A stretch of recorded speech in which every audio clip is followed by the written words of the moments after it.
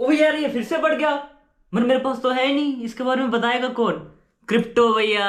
वैसे बात तो वो भी नहीं करते इसके बारे में, लेकिन आज बताएंगे।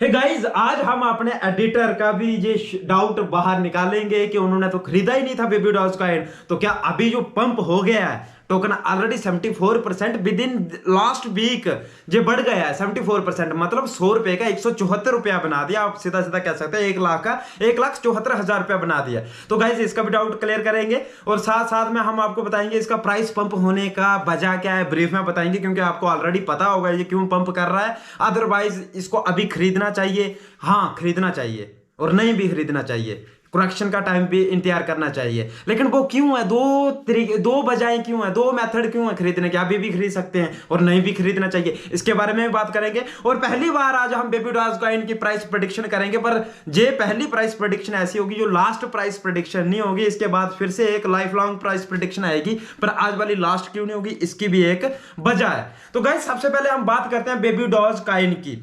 नाम इसका बेबी डॉज कॉइन है, पर है ये टोकन नहीं है, इसकी खुद की ब्लॉकचेन अभी तक नहीं है। तो दूसरा गाइस, इसकी टोटल सप्लाई है 420 क्वाड्रिलियन, जिसमें से 115 क्वाड्रिलियन सर्कुलेटिंग सप्लाई में चला गया है। और ये शिबा इनू से ज्यादा हाइप भी पकड़ सकता है, लेकिन सप्लाई इसकी बहुत ज्यादा है। और इसके लिए जैसा कि अभी प्राइस पंप हुआ, इसके पीछे बहुत सारी न्यूज है। जैसा कि आज के दिन ही इसका एक बर्न पोर्टल आया है या नहीं आया मैंने अभी देखा नहीं है, पर आज के दिन लॉन्च होना था, हुआ नहीं हुआ वो देखने के बाद एक हो सकता है, एक मैं शॉर्ट्स में आपको अपडेट दे दूं। और गाइस, जहां पे देखने से एक चीज का तो साफ पता चलता है कि इसका क्रेज कितना है। सिर्फ बर्न पोर्टल का अनाउंसमेंट ही हुआ कि आज लॉन्च होगा, फिर भी इसका प्राइस 74% अप चला गया।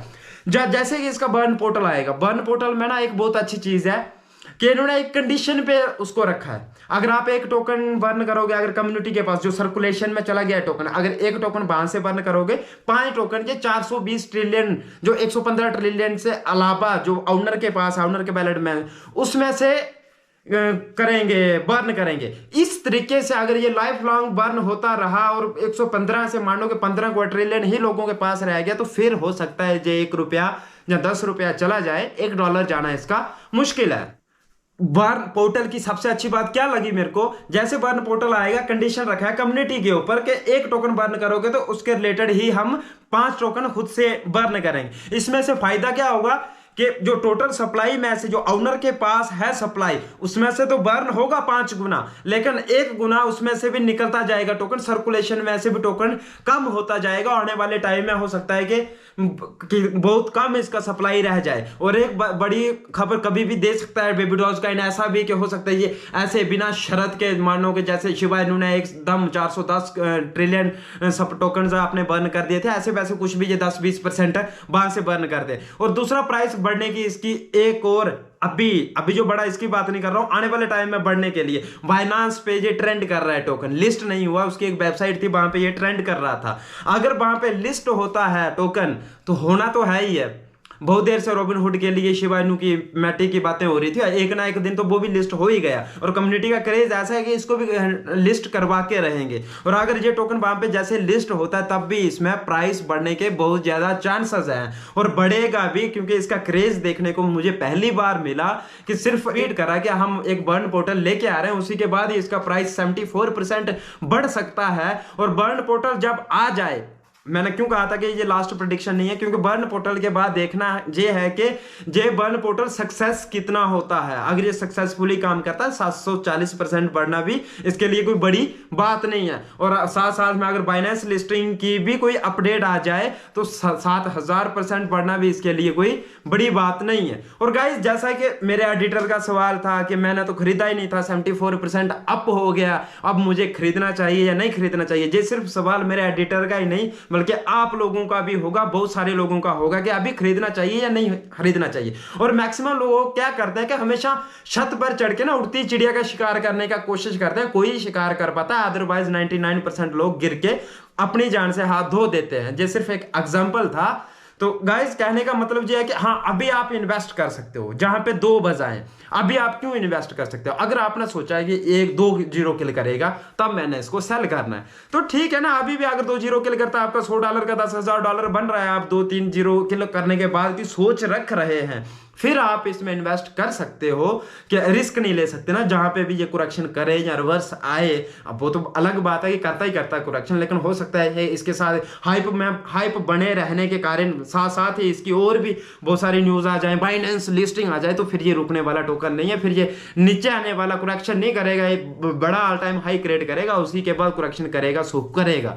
तो गाइस इस कंडीशन पर अगर आप 2-3 जीरो किल होने का इंतजार कर रहे हो, आप चाहते हो कि मैं तब ही सेल करूंगा, फिर आप चाहो तो आप यहां पे रिस्क ना लेके इसको बाय करना बेहतर समझ सकते हो। और जब आप आए ही 100 का 200 करने हो, 1000 का 2000 करने आए हो कि मैंने 1000 इन्वेस्ट करना है और 1000 का 2000 हो जाएगा तो मैं इसको सेल करूंगा, मेरे लिए 1000 काफी है। फिर गाइस जहां पे रुक के फिर आप जहां पे रिस्क नहीं ले सकते, क्योंकि जहीं से इसने करेक्शन कर दिया, जहां से इसकी हाइप ठंडी पड़ गई, तो आपका 1000 जीरो हो जाएगा। 1000-2000 करने की चाह में आपका 1000 जीरो हो जाएगा। फिर आप इसको करेक्शन करने दो और वहां पे भी थोड़ा सिप में इसको बाय कर सकते हो, अदरवाइज जहां पे रिस्क नहीं ले सकते। अगर आपने सिर्फ 1000 से 2000 करना है, मतलब 2x का ही आप सोच रहे हो, पर जैसा कि मैंने दूसरी कंडीशन पे बोला कि आप अगर 100x का सोच रहे हो, आपको पता है कि 2-3 जीरो किल करेगा, लेकिन इतना पता नहीं आज करेगा, कल करेगा, परसों करेगा, तो फिर उस कंडीशन पे आप आज के दिन इसमें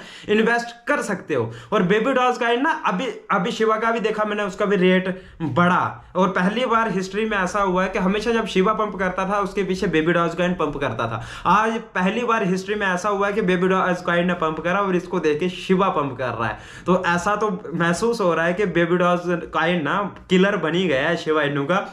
शिबा इनू का हाइप अलग है, माना कि मार्केट में क्रेज अलग है, लेकिन ये कुछ अलग से ही क्रेज अपना बना रहा है और अपने आप को साबित करने में लग गया है कि मैं शिबा इनू किलर हूं। तो गाइस इसमें आने वाले इवेंट्स बहुत सारे हैं, जैसे बाइनेंस लिस्टिंग होगा, एक ना एक दिन आपको ट्वीट देखने को मिल जाएगा। बर्न पोर्टल कितना सक्सेस होता है उसके बाद इसकी नई प्राइस प्रेडिक्शन दूंगा मैं। अगर बर्न पोर्टल सही से सक्सेसफुल हो जाता है तो 1 जीरो किल करना बिल्कुल इजी है। मैं ज्यादा लालची ये तो नहीं कहता मैं 100 रुपए का करोड़पति बन जाएगा कोई, ये कहना सिर्फ हवा में बातें करना जैसा ही होगा। लेकिन हाँ एक जीरो ये आसानी से किल कर सकता है। तो गाइस ये थी छोटी सी प्राइस प्रेडिक्शन, और उसी के साथ बाइनेंस लिस्टिंग पे आ गया तो 2-3 जीरो तो कहीं पे भी नहीं है। और अचानक से बेबी डॉजकॉइन ने भी हैवी बर्निंग कर दी, तो फिर भी 3-4-5 जीरो कहीं भी नहीं गया। लेकिन ये 5 जीरो किल करने के बाद भी ये 1 पैसा नहीं पहुंचता है, 10 पैसा नहीं पहुंचता है, तो थोड़ा संभल के, लेकिन टोकन अच्छा है।